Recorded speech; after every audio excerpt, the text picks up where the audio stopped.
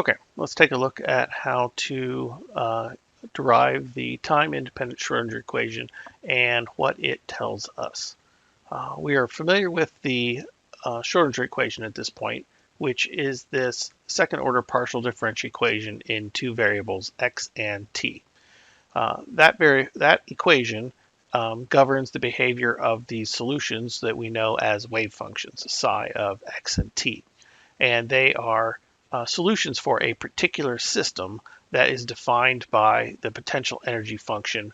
That potential energy function captures which physical system we're attempting to solve. For example, a square wave, a square well, or the hydrogen atom, or etc. So, given that, there are situations where the potential energy function is not dependent on t, where it is a function of only position. And under those conditions, we can separate the overall wave function psi of x and t into two pieces. It's a space-dependent part, small case psi of x, times a time-dependent part phi of t.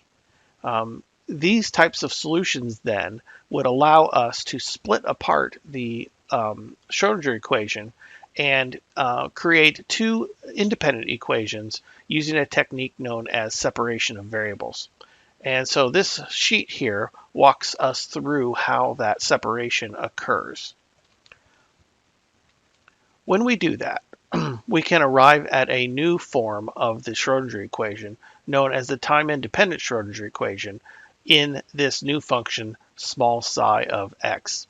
That small psi of x is no longer considered a wave function. It is known as an eigenfunction, and it does still have important properties related to the position of the particle, but it is not a true wave function as defined by quantum mechanics.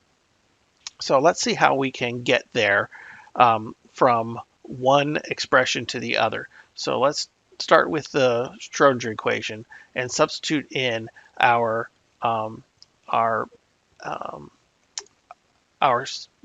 product function here, number 2. So if we assume that psi of x and t is in the form of small psi of x times phi of t, if we substitute that into the equation, which you can see on this line here,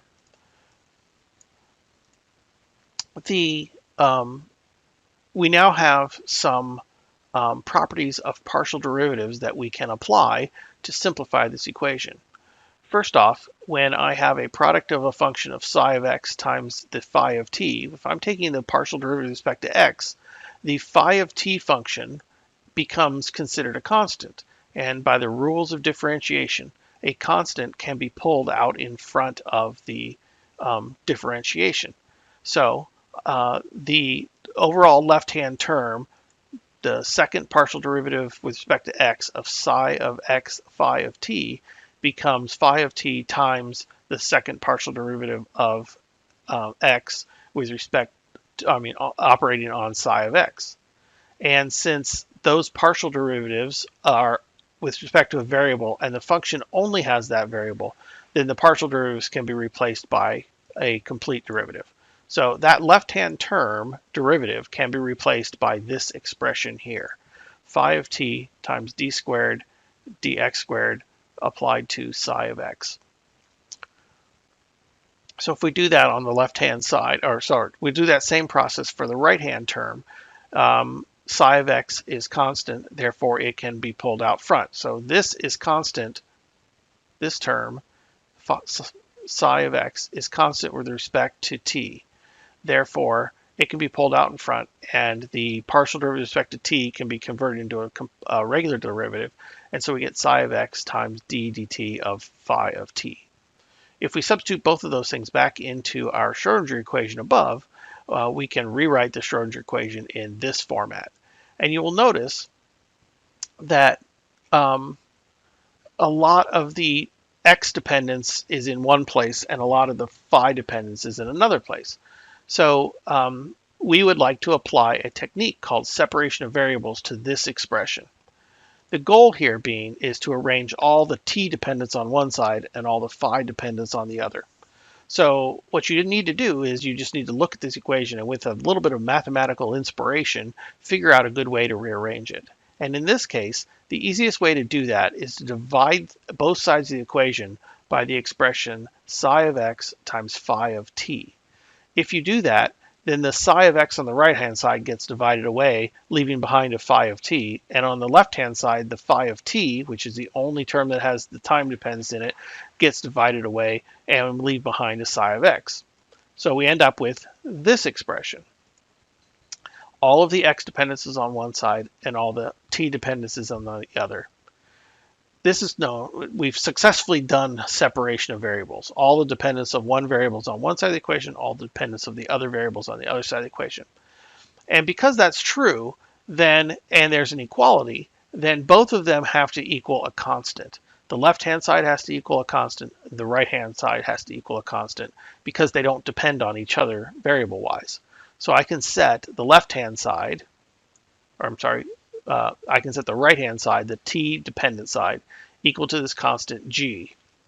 I can do a little bit of rearranging and say, okay, the derivative of phi with respect to t is now equal to minus ig over h bar phi t.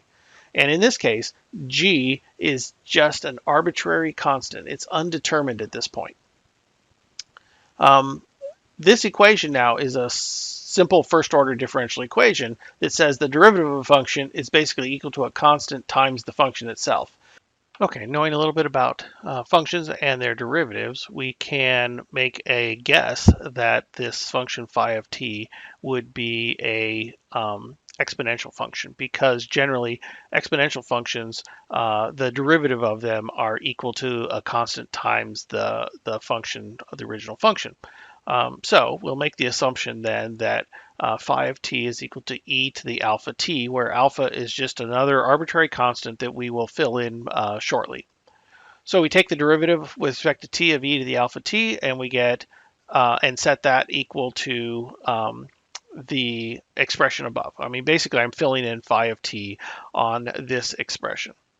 Do the derivative. That replaces the derivative with respect to time of e to the alpha t becomes alpha e to the alpha t.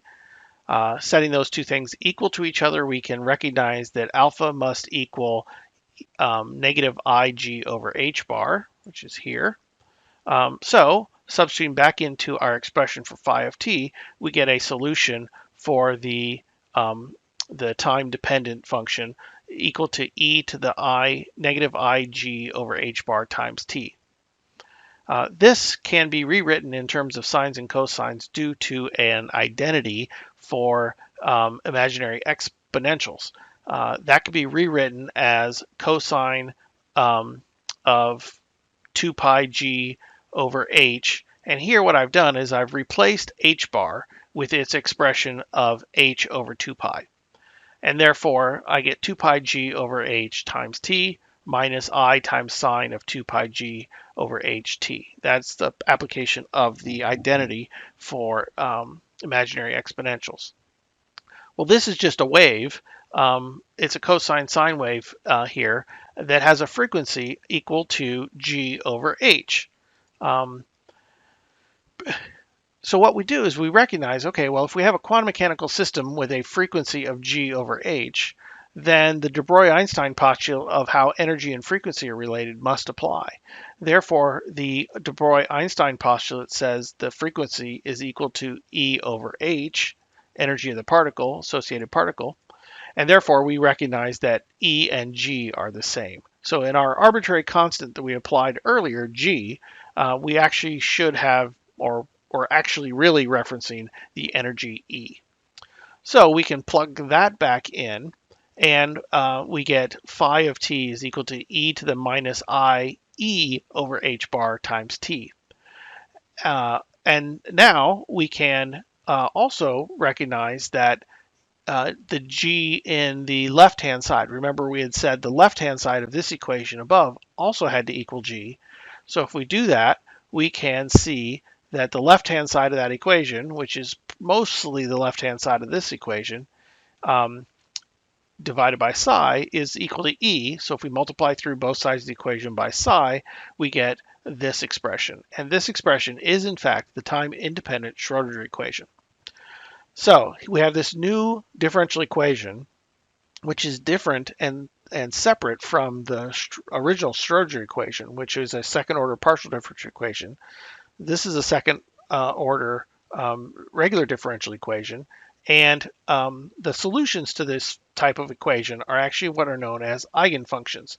And they correspond to different values of energy, which are called the eigenvalues. So we can begin to solve a wide variety of potentials that don't depend on time by solving this equation instead of the overall Schrodinger equation. So we will pick up next time with a discussion of how the properties of eigenfunctions apply. Just a reminder, these now psi of x functions that are the solution here are not wave functions. They are not solutions to the wave equation. They are solutions to this eigenfunction or this differential equation and are referred to as eigenfunctions of the system.